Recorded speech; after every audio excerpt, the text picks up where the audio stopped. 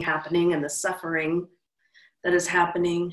I am at the same time actually starting to enjoy the slowing down and the sunshine, the feeling of spring, more time to contemplate, more time to just be in my daily life. And so it feels like a real yin yang, or a real two sides of this experience. And it feels like a pretty big drop, or movement from one to the other. So lots of up and down for me is what I feel. Oh, and I'm Sarah. She, her works great for me. Yeah. Thanks, Sarah. Great to see you. Thank you. You too. All right, Lindsay, hello. Hello. Good to see you all. I am having kind of a different week, and I feel like I'm having a different experience from a lot of people because I'm still working, and this week I work outside, and so I've been outside working all week and having kind of like busy days. And like today, I felt like I was just so busy and so much going on. I'm really feeling, I have like a headache right now. So it's kind of, I guess that's what I'm present to right now. My head hurting a bit. So yeah, I'm feeling like I would like things to slow down a little bit more this week. So yeah. I feel like I've had a lot of things mostly related to my job, just like swirling around in my head all day. So I was looking forward to tonight and just being able to stop and hopefully put all that aside for a while. So yeah. Hear, hear, indeed. Thank you. Good to see you. Yes. Hi, Brian. Nice to see you.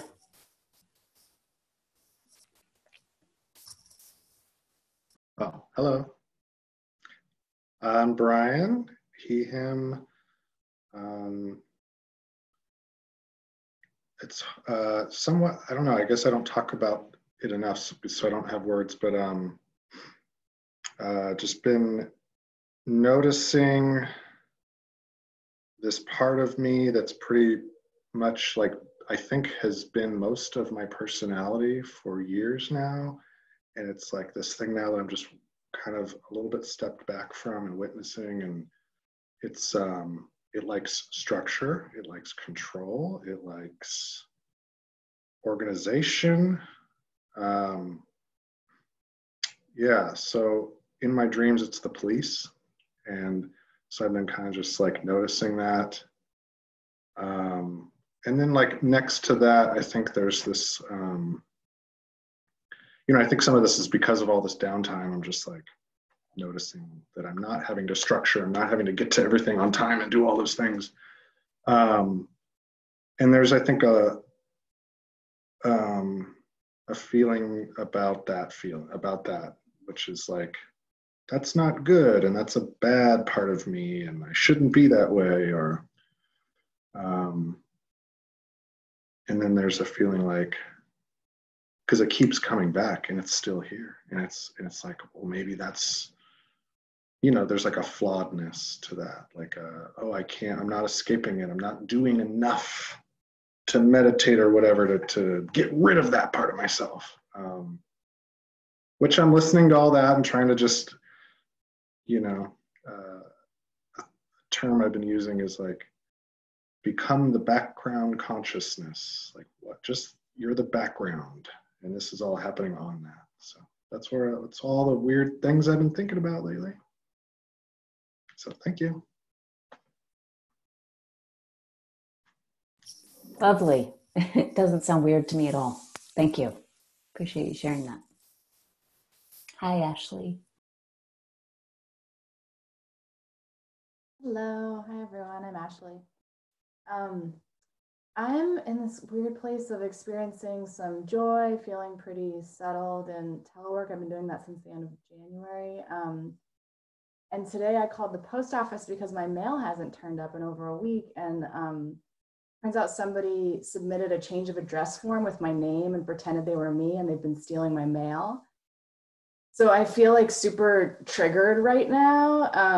I got through working today, and yeah, I just feel like a lot of anxiety and a little fear about, whether they've tried to take out credit cards, and it's just really suspicious. And also, I had a moment working on some raised beds today where I felt like a deep sense of empathy for them too, like whoever's that desperate, and all of the people right now who have had some losses of income. So yeah, just a weird place of joy mixed with fear, mixed with some anger and empathy. All of the things right now. That's what's up for me. Thank you, Ashley. Hi, Alyssa.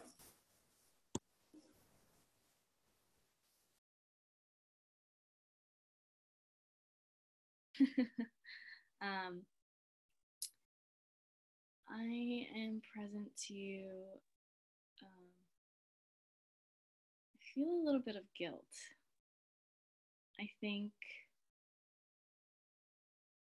somehow I just feel like I'm not doing enough. And when I see and think about people that are really struggling in different ways throughout this, I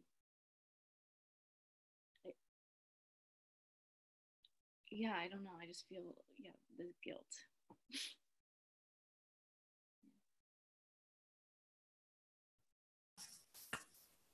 Thanks for sharing that, Alyssa.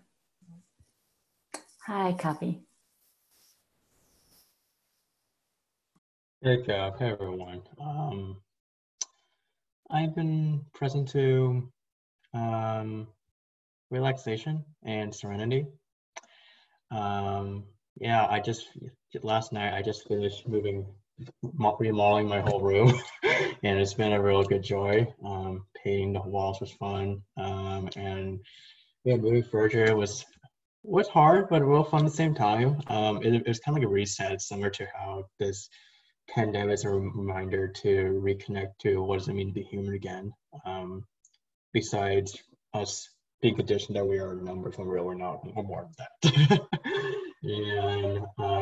And I'm also acknowledging that there is imperfection too of how I would like my new workspace to be like. And I had a friend I was talking to last night, and he introduced me to the Japanese philosophy called wabi sabi, and I was like, "Oh, that sounds really cool." The philosophy of imperfection. So I've just been letting go of control and just recognizing that whenever I start something new, whether it's a new project, a new skill I'm developing, or I'm actually remodeling my own room, just acknowledge the imperfection and go with the flow with it. Besides having too much control and having fear of the perfection, because I do recognize that there's a part of me that is not satisfied or that's going to be unhappy if I don't put all of my effort into it, while recognizing that if I do put a lot of effort to it, there's going to be some judgment. So it's more like acknowledging that whatever my emotion may be, it is what it is. Thank you. Thanks, Copy. Hi, Sarah. Is that Sarah Rarick?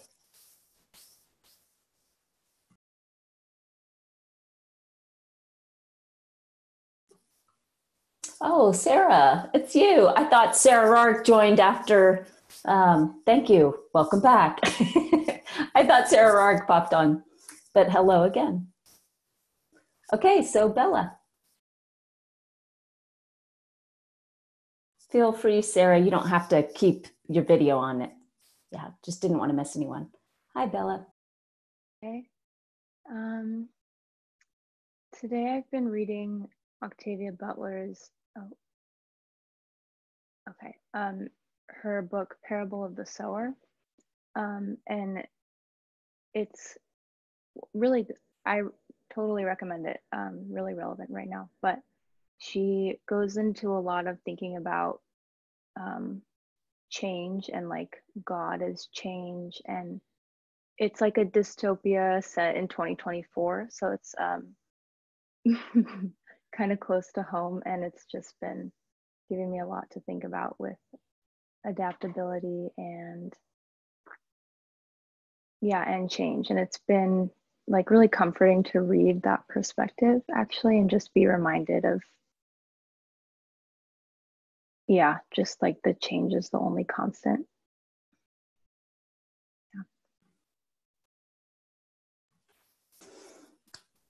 Thank you, Bella. All right, friends. What am I present to? Vinny and I got a puppy, and so Kavi has a German Shepherd young dog. So Kavi knows how much work it is to have a puppy in the house. I was talking to Alyssa on the phone today, and it was like, oh, I have to go, Alyssa. I think something bad is happening. Bad around here means like something you really value is getting chewed up, or something you really value is getting peed on, or so. We're in that era of getting to know our new puppy. Zen Master Dogen is our new puppy. So maybe I'll bring him to class next week. Right now he's eating, which takes about 4 seconds. So I could text my husband and say, bring him up, because eating is not a long process. But so I'm really glad to be here. I'm very much, today in particular, I'm present to how I have been in general so pleased with what can be transmitted and shared through technology. And today in particular, I've been really present to what is missing in the just meeting each other through the screen. So I've been really present to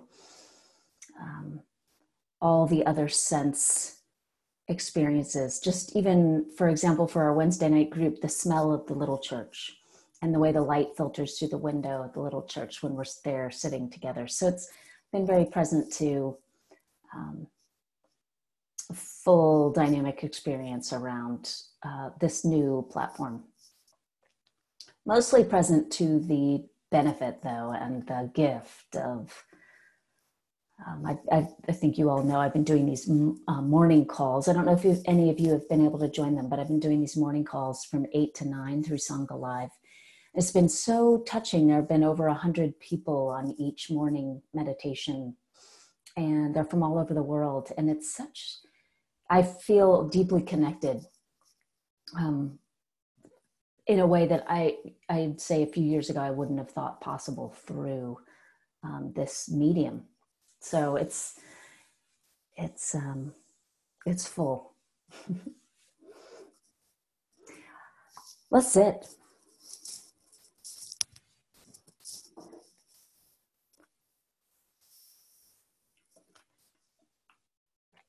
So treating this virtual space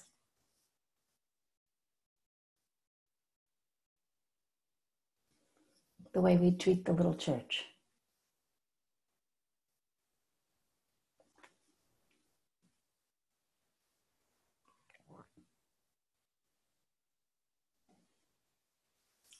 Yes, this space is, of course, different than the little church. The light filters differently in the little church. The sound of the floorboards is different in the little church. The felt sense of having Sangha in person is, of course, different.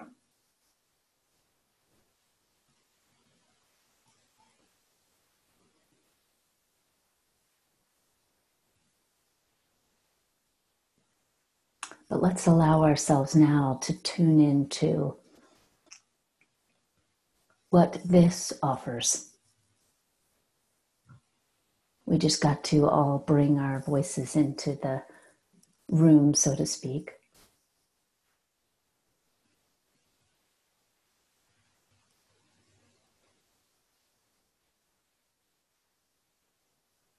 Take a moment to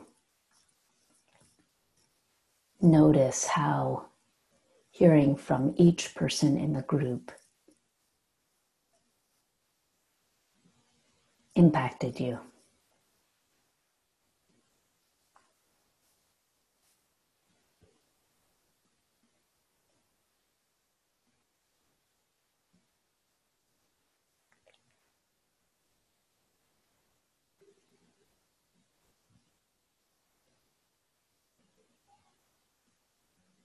And allow yourself to settle into that experience of noticing.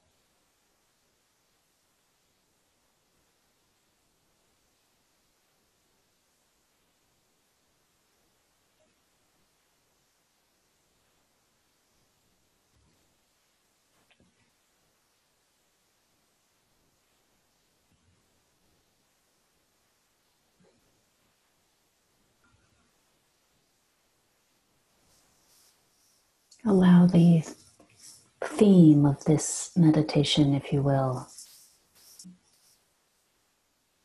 to be that of listening.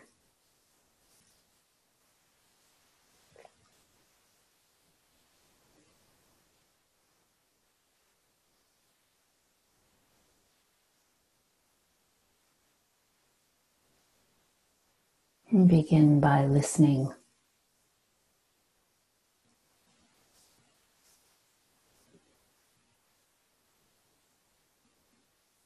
to who's here now. Many of you named being present to different aspects of the personality who are up in this moment.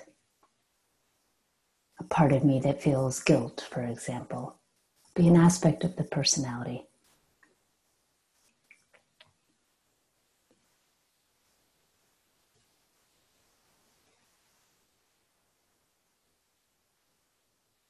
Simply notice whoever's here now without identifying with that experience. One way we can disidentify is to practice listening. What does that part of you have to say?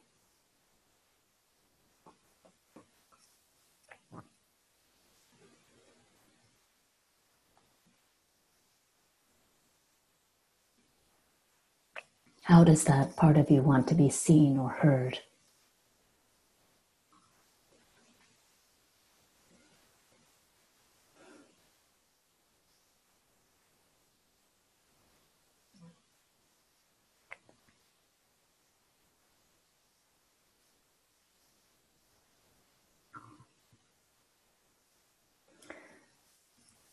Simply experience yourself as that which can listen,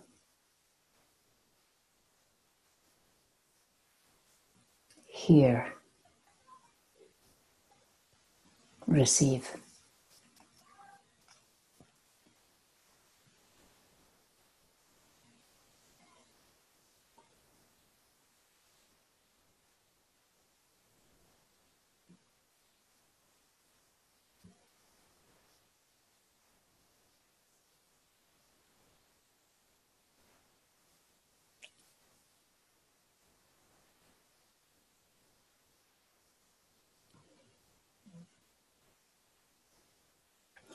So we're practicing unconditionally welcoming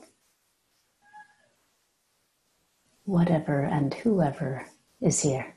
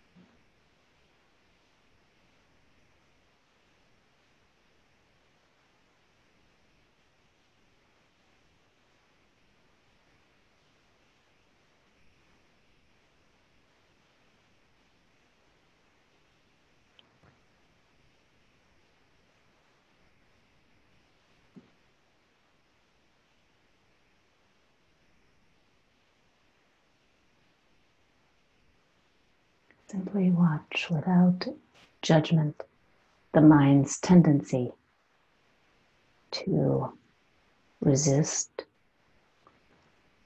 or try to change or fix.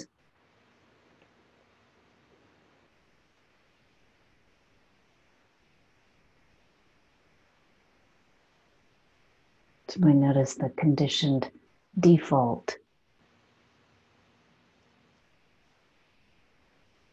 the habit of fiddling with.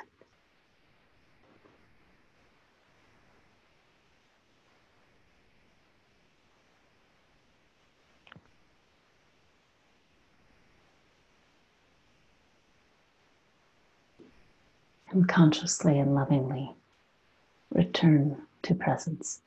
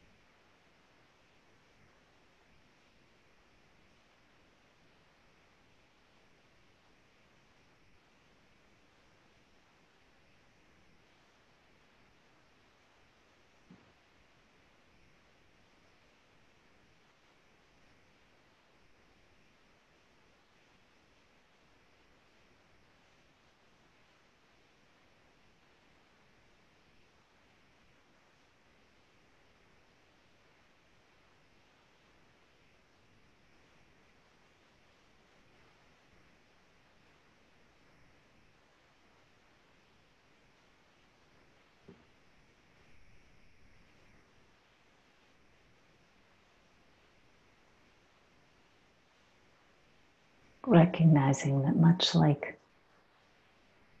was mentioned at the beginning of this call, this awake, aware presence is the backdrop of experience. Allow it now in this meditation to be the backdrop of experience.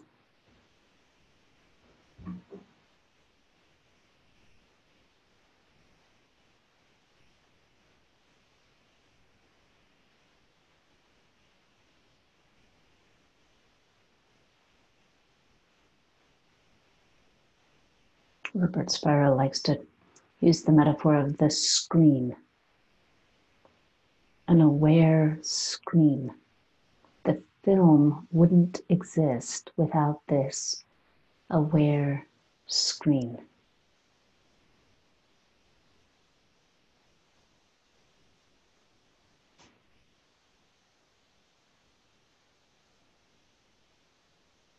We know the film based on this aware screen.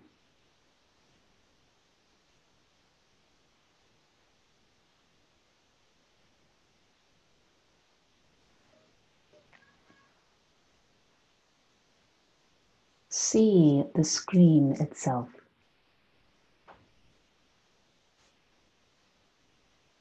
Rather than simply the objects of experience that are being projected onto the screen.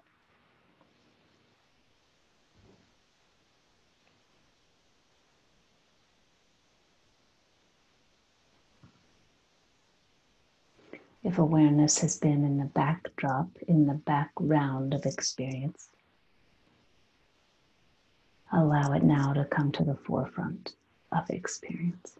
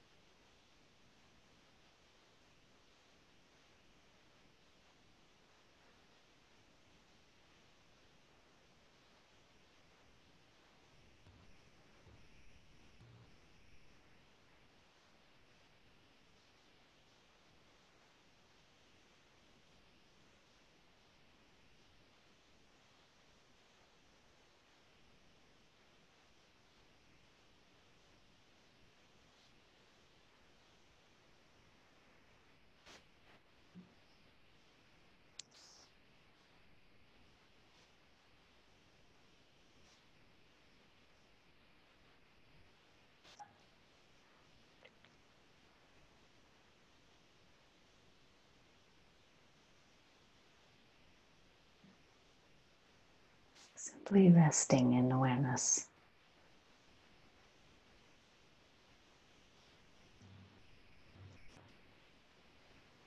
Simply resting in being for the second half of this sit in silence.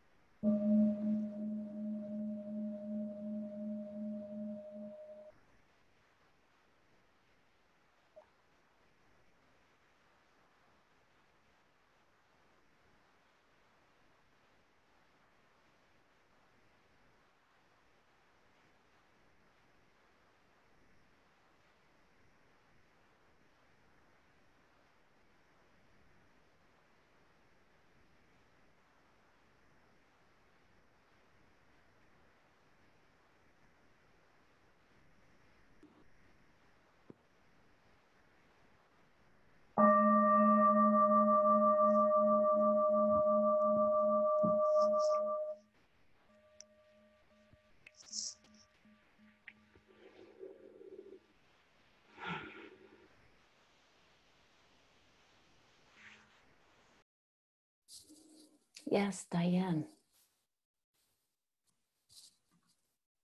There, I'll unmute myself. Hi, everybody.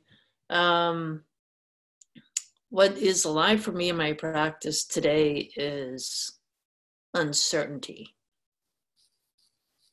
Yeah.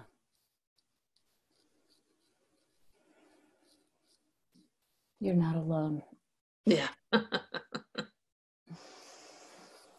What are you noticing about the experience of uncertainty?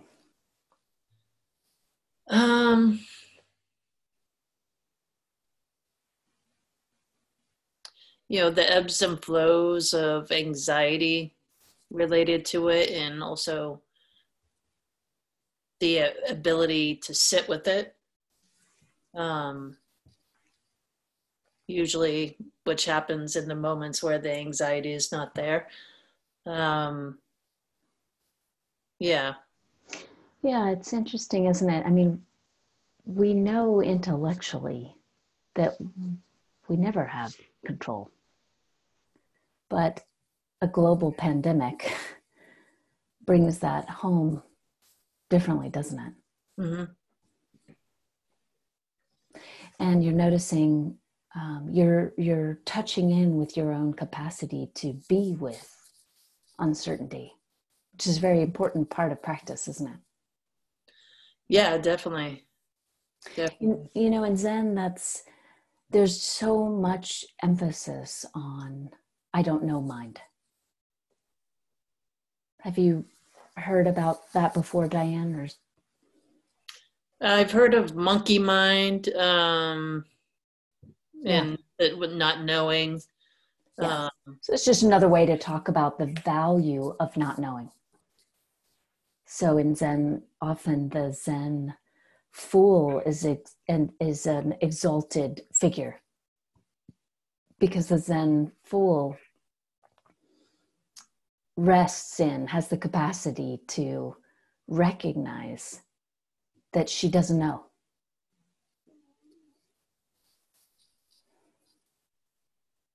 And that not knowing, the embrace of not knowing, is an incredibly important part of practice, because what that embrace assumes is that you are not identified with the ego that walks around thinking that it knows something, that it can be certain about something.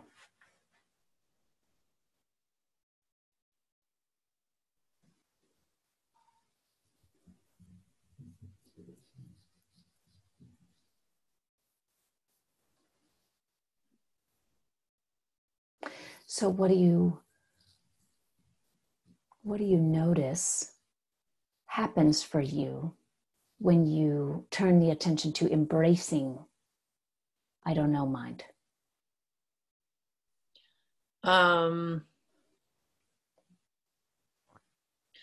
Well, I mean, the only thing that I know from my practice is taking it one moment at a time, one breath at a time. And that's all there is, really. Yeah, it's important, isn't it? Again, that's all there ever has been. Right. But in a global pandemic, it seems more clear to us. So we could use that as an opportunity, a precious opportunity to be awake. You know, many people report that they love traveling because when they travel, things are different. There's an element of not knowing how things are going to go or be. And that keeps a certain awakeness to experience. But most of us choose to travel if we're traveling. So maybe it's a vacation or a work trip that we've chosen. We make a conditioned assumption that we can only have that experience if we chose that experience. No one chose these unknown circumstances, right? That wasn't an ego choice. But can you glimpse the possibility that we could have a similar relationship even though it's not chosen?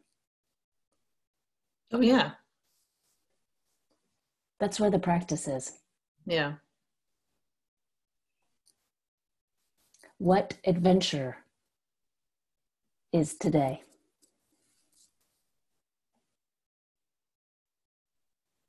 And part of the thing we tend to like about adventures is we truly don't know. We don't know, will it be something we like? Will it be something we dislike? We embrace recognizing that we don't know.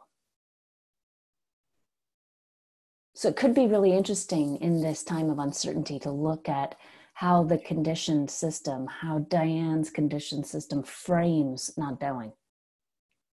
Mm-hmm. Because in some circumstances, not knowing is thrilling, it's exciting, it's fun. In some circumstances, it's a threat to the system. Right. It's scary, maybe even horrifying. Something to be avoided. Yeah, in this case, for me, it's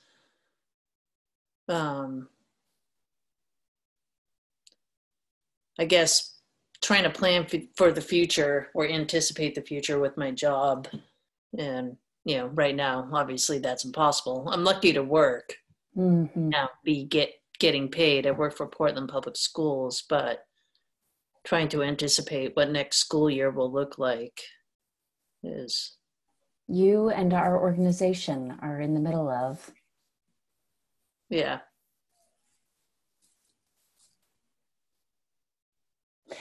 My husband was walking down the street today, just shortly before the class began, and he told me he overheard two children who clearly lived together because they were playing close together.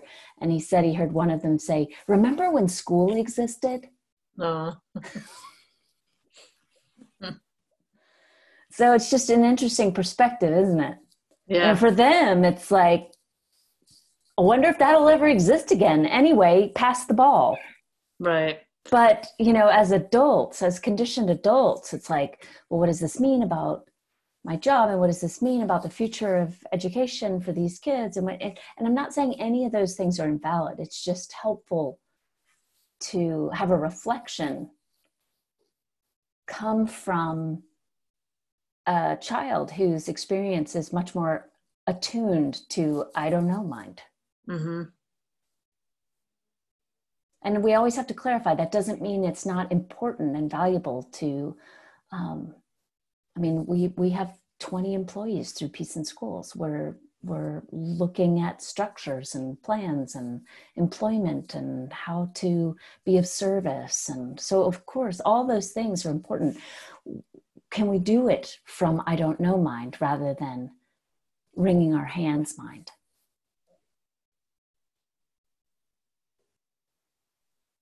Yeah, that's where I try to operate from. Mm-hmm. It's a practice. Yeah. But what I find comfort in is it's not a practice that we're not making this up and trying to achieve something that we have to create force in any way. We're practicing touching in with reality as it is. Trees don't know. My new puppy doesn't know what's going to happen with tomorrow.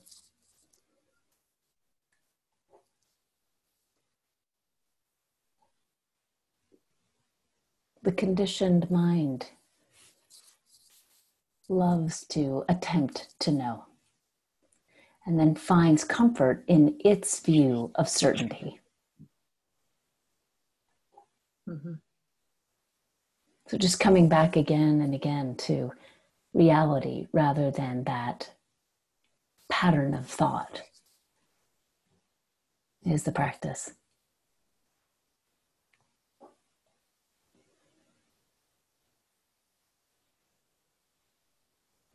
What are you present to in this moment? Sorry? What are you present to in this moment?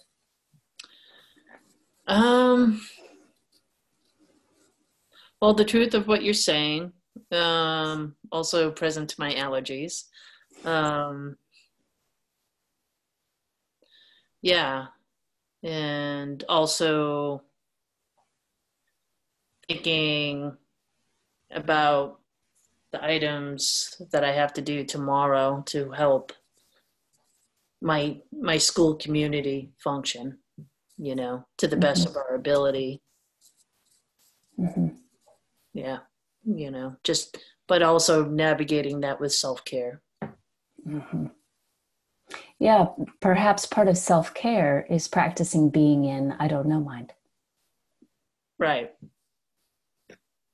Because it's a lack of self-care that would have us spinning in right, wrong, good, bad, what's going to happen, will I have enough, will others have enough? Yeah. No, I definitely find myself staying there less time thanks to the practice. I've gosh, I don't know, I've been practicing for a while now, but yeah, but it's interesting to note it when it comes up, you know. And today was kind of a, you know, a day filled with a bit of everything, you know, the good, the bad, the sad, you know, the even keel. Yeah. So just kind of taking it all in, letting it be as it is. But also kind of letting myself, you know, feel all the emotions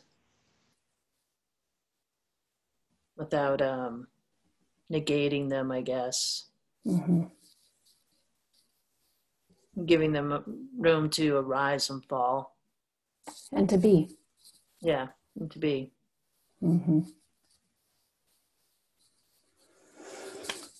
Diane, thank you. Thank you.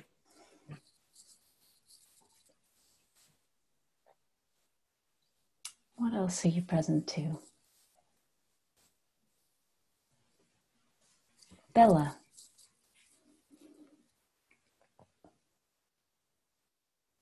Okay. I really don't have, I have a lot of unfinished thoughts about this, but. Unfinished thoughts, you can speak them from I don't know mind. Okay. Yeah, so like I said at the beginning, I've been reading this book today, and it's just making me think a lot about change. And it's funny because that's one of those things that's like, to me at least, feels like the most obvious lesson, but it seems like we really don't, like when big changes happen, it's really hard for us to hold and accept. And I think that's a cultural thing too. I think that kind of like Diane was saying, like there's a lot of themes of control, and we really want to think that we can control and maybe stop or change things to our own will. But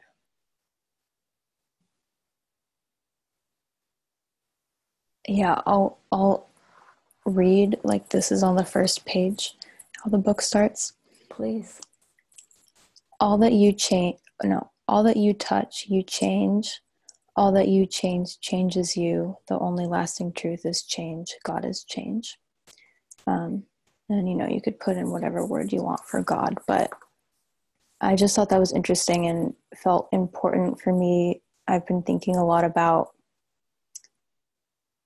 like the future that my generation and like Kavi and Alyssa's generation, it, like, you know, 70 years from now or 50, I just have no idea what that world's going to look like. So this is just feeling like an important thing for me to think about, and I'd love to hear any reflections on change you have.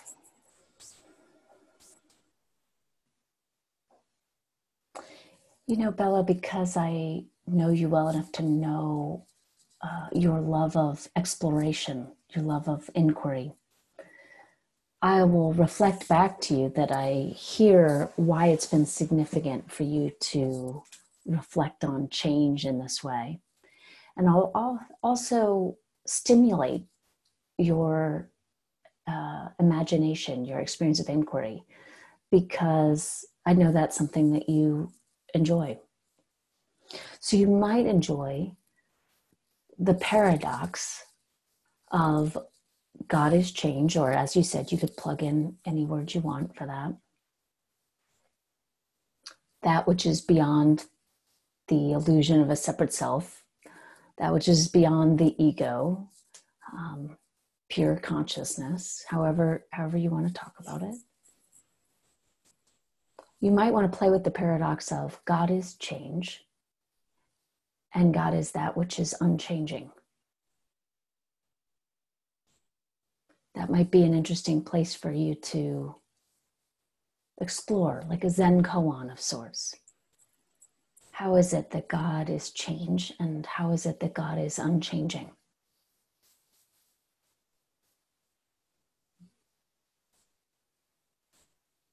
What arises for you when I prompt you in this way? That does feel really true.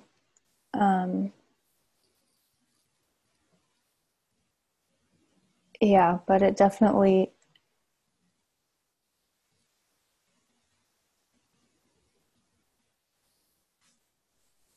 I guess it kind of just feels like true and very like circular or spiralic or something, which then I don't know, like it's just, yeah, paradoxical. Yes, intentionally. Yeah. So when I say God is unchanging, or God is that which doesn't change, what arises for you? What do you think I might be referring to? What is it that's constant? Here we are amidst all this change. What is constant?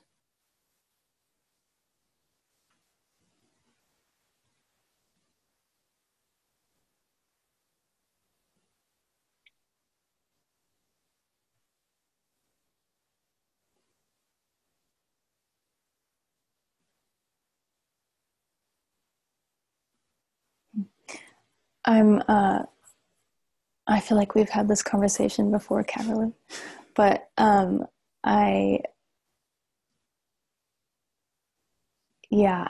guess kind of like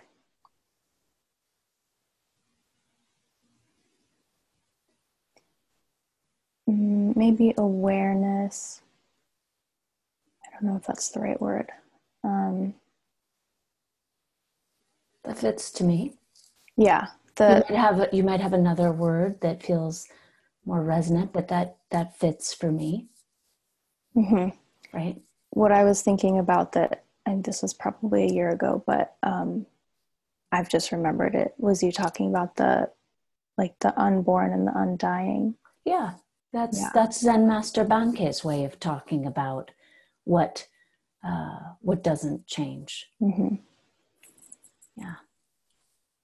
The unborn mind. So in Zen, there's a reference to what is your original face, the face before you were born. That's an unchanging experience. So what does it mean to recognize that God is change, and also that God is that which doesn't change?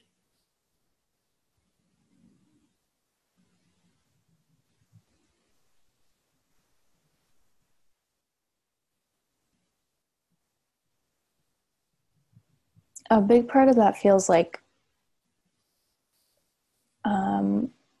at least for me right now, feels like it's a lot about just knowing that you're not gonna understand it fully, knowing that you can never know, and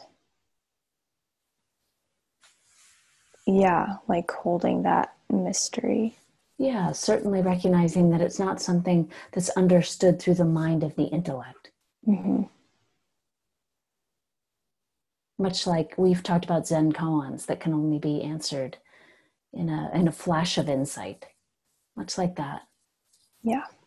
It's not answered through noodling. Right. Mm-hmm. Yeah. I'll definitely need to sit with it more to come up with some better thoughts around it. I think your thoughts are quite good. And yes, I hear your desire to just sit with it, to see what else arises. It's good.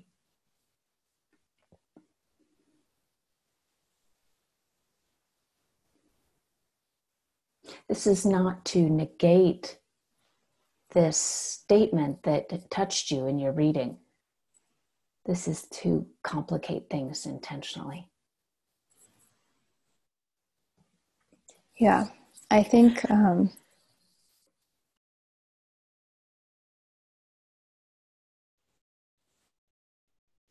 well, I think I'm not far enough into the book to fully get there, but yes, I appreciate that. And yeah, feels true. And I think that too, like a lot of what I've been thinking about it has also been around adaptability and like the acceptance that needs to come first for that. And yeah, I think just like also adaptability has felt like a really important thing in relationship to change. Absolutely. Mm-hmm. Key. Thank you, Bella.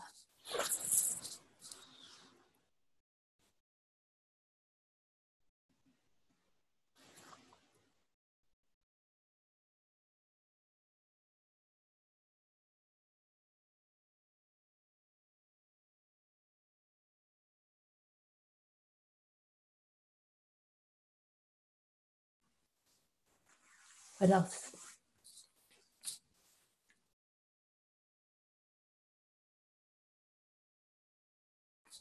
Please, Ashley. Thanks. Something that's come up for me, I was sharing with my partner Lindsay, is how much I'm noticing the ego sneak into doing while I'm resting and being. And it kind of plays out in sort of a choose your own adventure while meditating. To either like look for energetic blockages or explore different things. And I guess I wasn't fully aware of how much that tends to happen. So there's moments where I experience like really just being with whatever's there, but it quickly shifts into doing something about it that feels a little less like typically ego driven. It feels more like meditator like. So I'm just like aware that I'm actually doing this for the first time. And I'm curious if you have any like reflections or ways to practice with that. Yeah. You know, one thing I'll acknowledge is that actually I see that this is a place a lot of people get stuck in practice. And I'm intimate with my own experience after having been a monastic and recognizing how much identity was in the observer. So what you're describing is an important insight. It's the recognition that there's a difference between resting in awareness as awareness and perceiving yourself to be outside experience with a sense of agency about what's happening. It's like we talk about different aspects of the personality arising. The one who's afraid because of what happened with that you named at the beginning of the call. The one who's feels guilty. The one who, right, fill in the blank. We sometimes forget to include the one who is practicing, clearing blockages,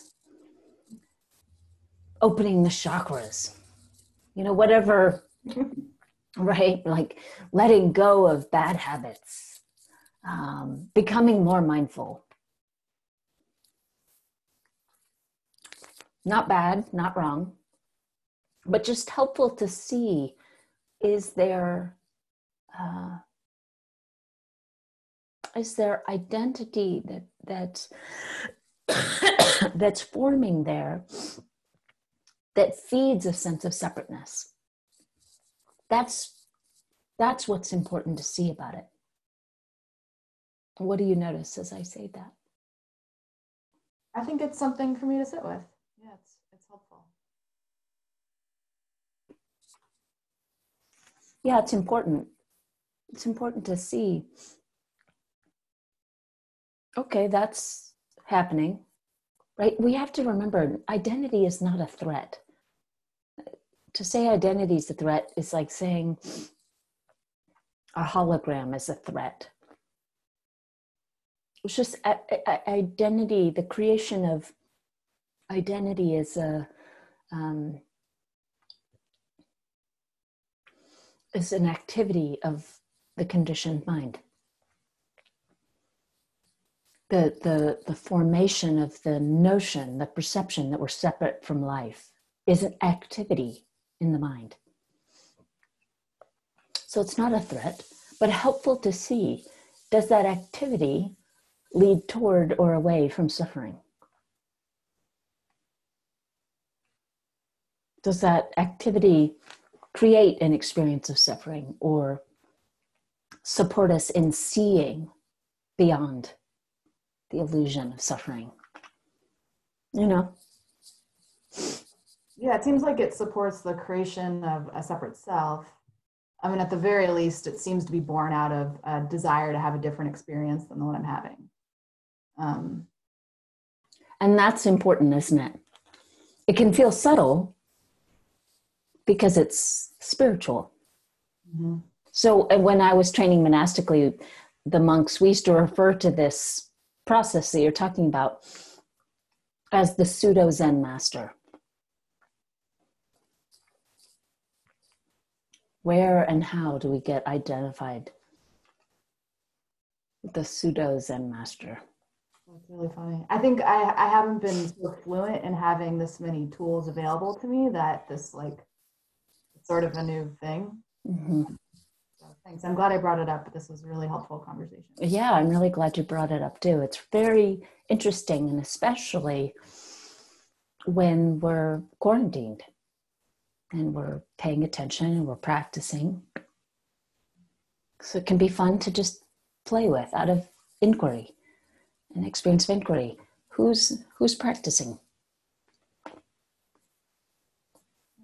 And I hope you feel better. It sounds like you're Thank you.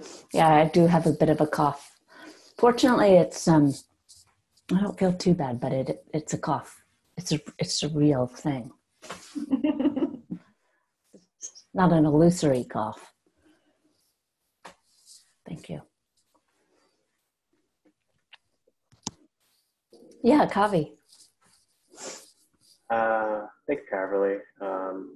And I just had a question throughout practice, throughout my time knowing you, because I've been learning like how words are so limiting and how words can be so,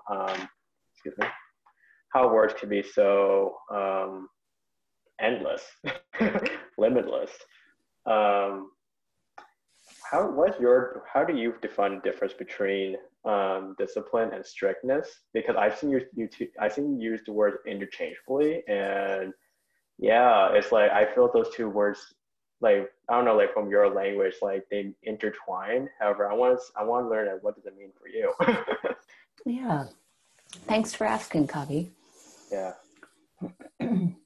For me, those words actually aren't interchangeable. Yeah. So we might be conditioned to bring a type of strictness to our experience of discipline, but we don't have to. Mm-hmm. For example, you might say, I know you well enough to know that you have a discipline around self-care. It's very important to you that you take good care of your body. You had a period of time in your life where you didn't take good care of your body. Oh, sure. and now it's important to you that you take care of your body. So you have a discipline around it. It includes how much water you drink each day. And now, even if this isn't a current discipline that you're practicing, you're with me, right? I'm with, yeah. How much exercise you get. You have a discipline around your practice, right? Yeah. Now, can you feel the difference between conscious, compassionate self-discipline, for example, and harsh, strict, self-recriminating discipline? Yeah, no, for sure. Because because my condition association with the word strict is associated with the word punishment. Yeah. And it's like, for me, it's like, because I remember you were talking about how you're like, oh, your experience living in the monastery was very strict. And then like, when people ask me about my experience living in the monastery, I was like, it was very disciplined, where it was like, we meditate for regular day was 3 hours, and it's session for 10 hours. And then it's like, and then I'm like, what does it really mean? Like, and even for me, like, and just reflecting on like you're mentioning about self-care, like, yeah, that was important, because I used to be a person who didn't take care of my body and my mental health, and nowadays I am. Yeah. Especially sleep. Sleep is super important now than ever. Like, can I add something, Kavi? Yes. To let go of any addictive behavior, and you know this, takes discipline. It does. So be very mindful of when discipline is infused with a sense of care and love, and when it's infused with a strictness that's actually coming from self-hate. Interesting. Oh, yeah, I'm not on mute. No, I hear you. I see where you're talking about the differences, and also where you're coming from when it came to the self-hate. I see what you're talking about, and also addictive nature, because there are a lot of things I've seen that are addictive. lots of things, and even with strictness, there's also, I see like there's also that binary or dualistic thinking, like, oh, it has to be this way or it has to be this way, when it's like, no, allow it to flow. For me, like, I've been letting go of this binary thinking of like, that my discipline has to be this way. No, just let it flow, because it's kind of like a graph chart. It's not gonna go straight up. It's not gonna go like that. That's not how life works, how I see it. Yeah. Thank you, Kavi. Thanks, Cap.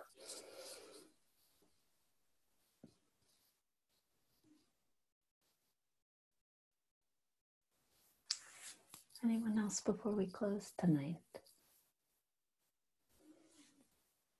Yeah, Sarah.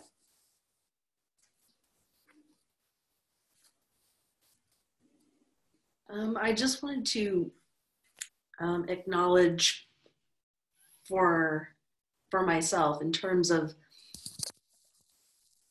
the last 3+ weeks of everything we've been going through, I find that I've been practicing less. And it's interesting, because when I have practiced, I seem to have sort of a duality of experience. Either it helps me feel more centered, brings down some anxiety, or I just feel a lot of difficult, overwhelming emotions constantly throughout it. And which is not usually what it is like for me, but just acknowledging these are not usual experiences. And so I almost feel like I'm kind of avoiding it a little bit, because I almost would rather sort of reside in the distraction and less awareness in a way of what is going on for me. So I find because give me some more language for what happens when you feel aware of everything that's going on. Tell me more about what happens. I feel very overwhelmed. I feel, the loss of control, things that, you've spoken to. I also feel a lot of worry about my family, all of the anxieties that that everybody is kind of going through. But it's when I sit and it becomes quiet, that can become louder. Yeah. Because there's not the distraction away from it. Yes. Well, this is really important, Sarah. I'm very glad you brought this up. In my experience, our liberation depends on seeing that we are not that experience of overwhelm, that we are not that worry, that we are not that fear. Yes, the volume is turned up for you right now.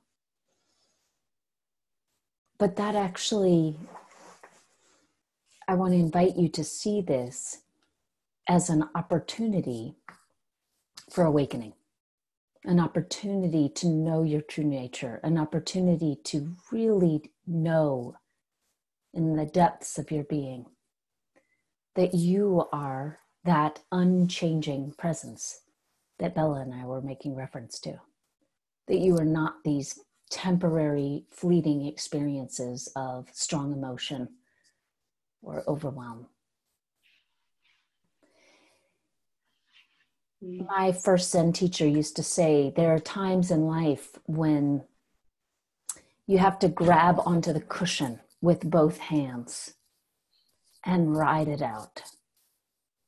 I now see that approach isn't actually necessary. It can be helpful as an image if you feel like it sort of bolsters your willingness to be with what is. But a much more gentle approach is the approach of recognizing that awareness has room for all of it. So I want to encourage you, I want to suggest, I'll say it this way, that when you're sitting and you're experiencing overwhelm, one thing that might be happening is very similar to what Ashley talked about tonight, that there's an identification with someone who wants to control that experience or fix that experience or change that experience. Actually, Brian made reference to some I hope, Brian, this is applying, you're applying this to you as well, because Brian made reference to some things in the beginning that are sort of comparable. So what happens when we allow, when I'll say it this way, when we're practicing that allowing, we're practicing aligning with awareness, which is our true nature. Watch for the tendency to get identified with the observer of all of it, and then as that observer, have some kind of reactive experience around what's arising. Does that resonate? It does. It does. And also kind of aligning with what you had said to Ashley as well, that, it's a little tricky to notice if you're aligning with the observer. It's like that next level of awareness. And I think I feel more able to do that with sort of like thoughts, what I would categorize as thoughts, versus sort of the emotions, which just kind of are happening. And for some reason, in a way, it's like a little harder to separate or from the emotion because of just the way it's felt. And I'm feeling the limits of language for that. That's true for most of us. for most of us, once you bring strong emotion into the picture, it's harder to disidentify from. The strong emotion has the hooks are deeper and bigger. See it as simply another place for practice, though. And I want to encourage this. I don't believe that you can only practice on the cushion. Don't turn your practice into something dualistic, where to be practicing, you have to sit on the cushion. Allow yourself, when you're not sitting on the cushion, to find enjoyment in allowing the attention to rest in awareness. Yeah. So there's overwhelm. Can you simply rest in awareness, noticing that overwhelm's arising in awareness, along with strong sensation in the body, along with particular thought forms? The key is in the not thinking, not identifying with those things as you, not seeing those things as you. That is the key. That is the key. And as you said, the stakes are high right now. So this is a worry about family and health and dying and money. And so this, for so many of us, the stakes are higher than usual. Yeah.